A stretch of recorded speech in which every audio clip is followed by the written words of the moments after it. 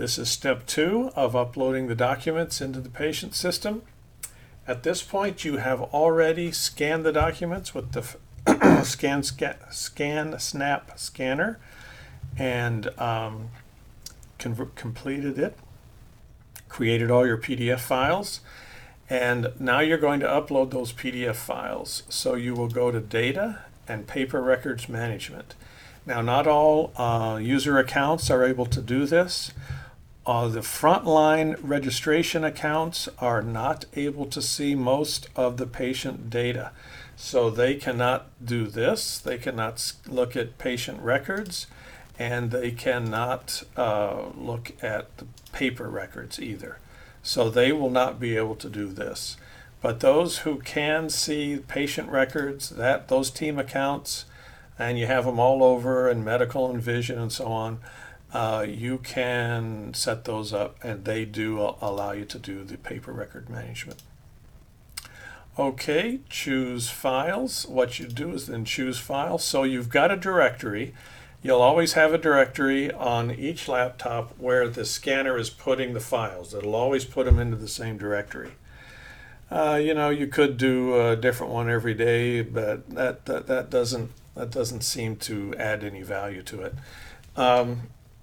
Because the way you're going to keep track of which one you already selected, so let's say you already did up to number 11. You're just going to select to upload 19 through 12. And you've got these sorted by the date modified, so the most recent ones are always on top. What has proven to be a nice, simple little way to remember where you are is you tape a white piece of paper to the desk next to the keyboard, and when you have uploaded through 11, you write an 11 on there. And then when you've uploaded 11 or 12 through 19, you just put a 19 on there. And so that paper always stays there because it's taped to the desk. You can use that paper for a week. It's got so much room on it. And everybody that comes in knows the routine, can pick up right where somebody else left off. Even though they may have done some scan, they can see from the page they've only uploaded through 19. They can come in here and start uploading those without missing anything. It's really pretty foolproof. So if someone comes back from a break, someone starts again the next day, someone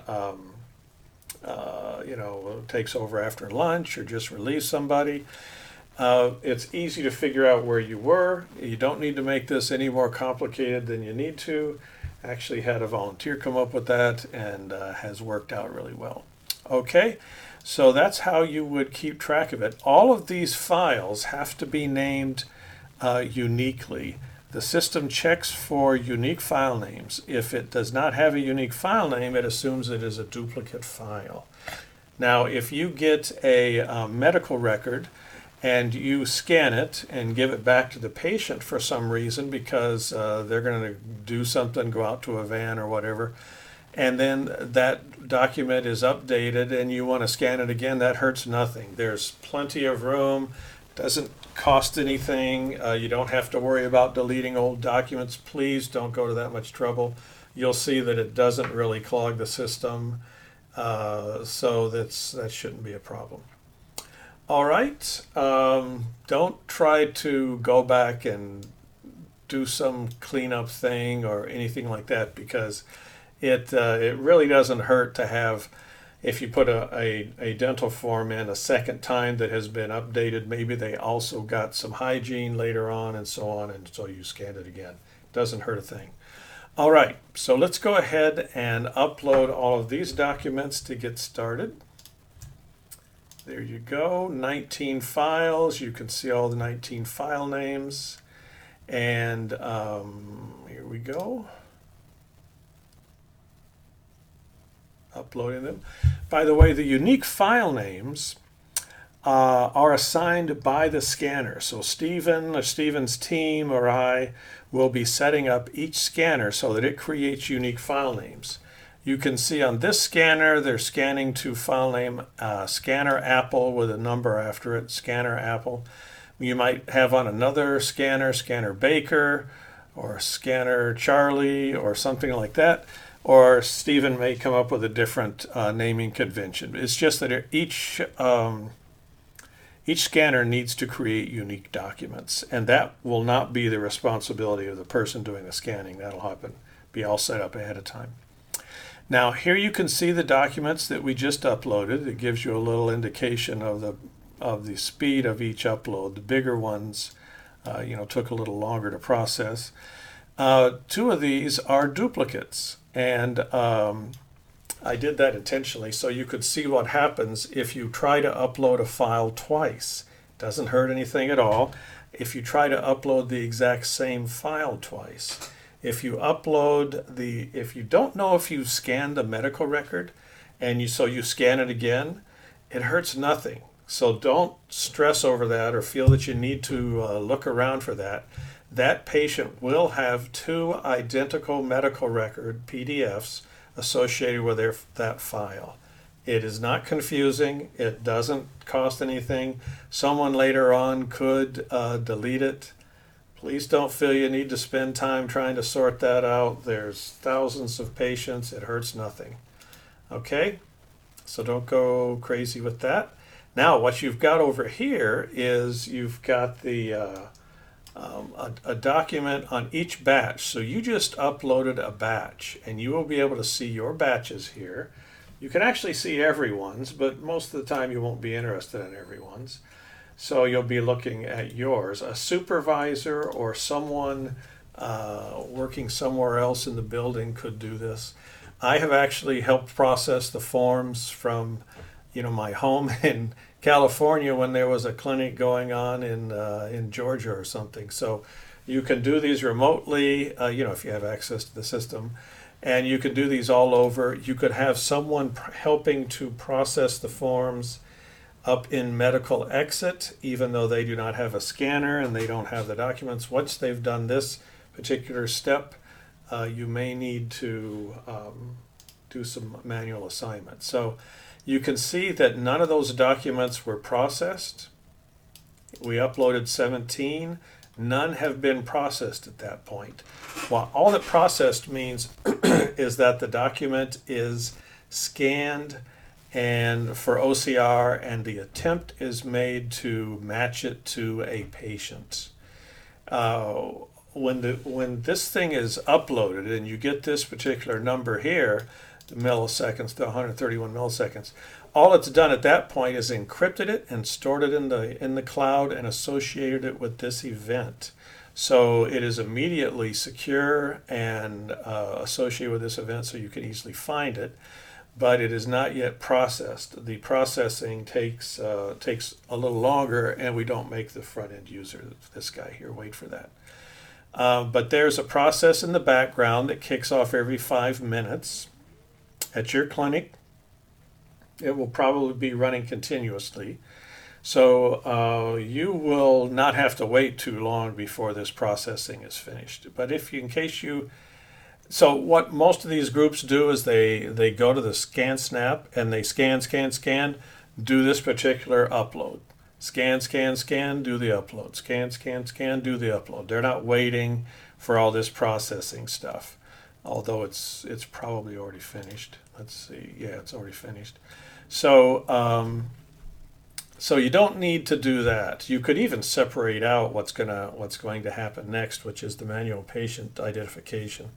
You can play with the workflow to see what works best for you.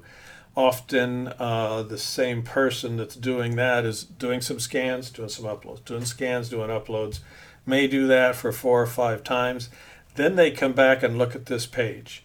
It's impossible. So what they're looking for is they're looking for patients that have not been automatically identified.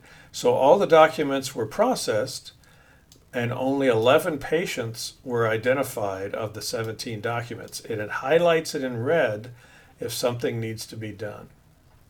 So it's impossible to miss a document, miss this manual processing if needed.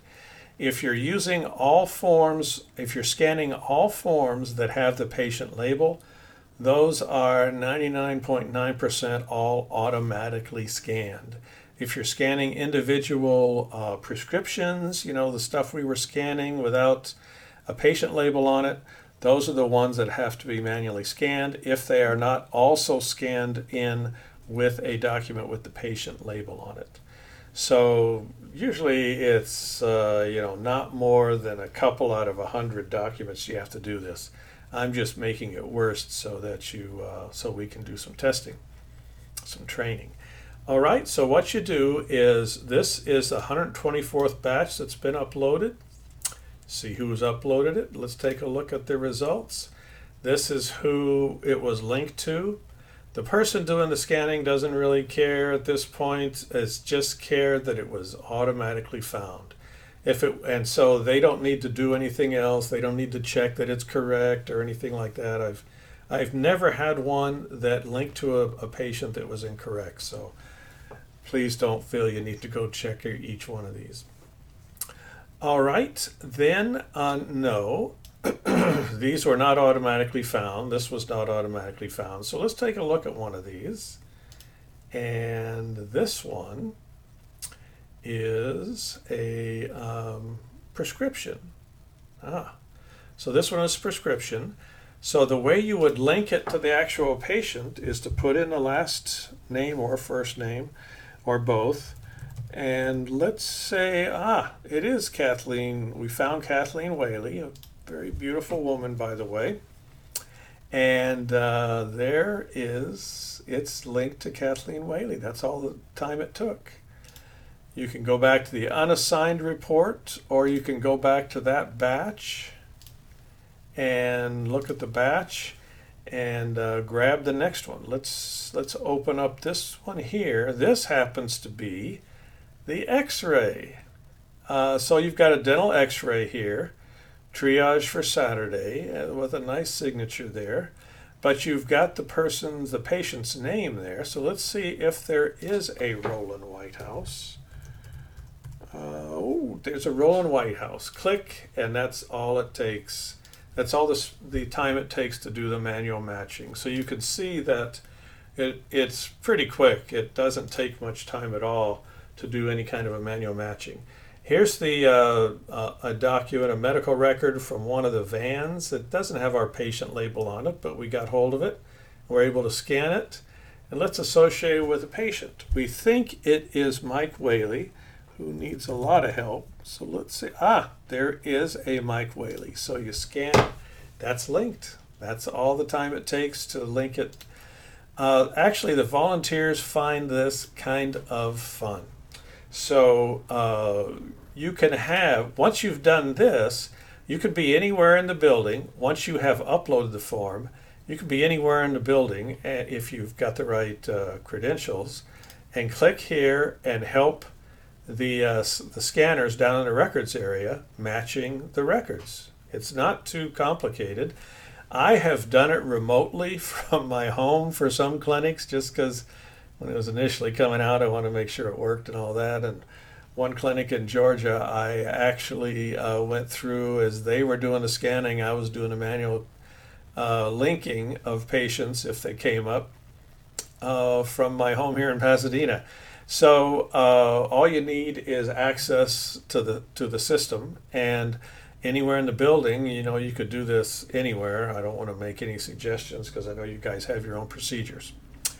But you can make use of the laptops and intelligent volunteers who are anywhere to get the most out of the time, and make sure you've linked all your documents. There's also, if you click the unassigned report, this gives you all the unassigned records in all the batches. Now this is my test system, so it's there's a lot of them, but this is what some people would do. Let's say you've got a volunteer up in medical exit. It's kind of slow up there. It's getting toward the end of the day on Thursday, and they're sort of waiting around. They can just open up this one, click on assign, and see who might be able to. Chester. Okay, so Now, look at this one. This is a medical record from one of the vans outside, and it does not have a patient label on it, but they've put the patient name on it, and it is Chester Rowland. And there is a Chester Rowland at this clinic enrolled in your system. So this does not look like it's not complicated to do, and it's not very risky. So the idea that a volunteer at another area, would mess this up, that's that's up to you all. But you can make use of that volunteer resource if you need it. Click there, and it's all linked. You can also go in and view the patient from here, but we're going to show that in another document. Now, some of these documents are going to be harder to figure out, and not that one. That's that one we know. But let's say this one here. Let's say the last name is misspelled, or you can't read the last name. But it's got an address on here. It may have phone numbers on here. You can go in and figure out the the correct volunteer. From the first name, maybe part of the last name. Do some matching like that. Usually, you can figure it out. So though there might be a few tough ones. I was at a clinic a couple weeks ago, and out of about 1,000 forms that we loaded, we probably had about 7 or 8 that were, mangled and could not read the name or something like that. And it took a little research to figure out. The volunteers kind of competed for that because they thought that part was fun. So, you don't really have too much trouble finding somebody to do it. But anyway, that is a job. The other thing is that the supervisor of the area may decide that some of them are really difficult to, there I just scanned a patient label. Some of them are really difficult to figure out. So at that point, what you can do is click Hold Doc, and all that does is move it to the bottom of the list. Because at many clinics, you do have a few people that are just going down the assigned list. You guys don't have to do it this way, but they just go down open up the unassigned report and head down here and start working these down and making sure they're assigned.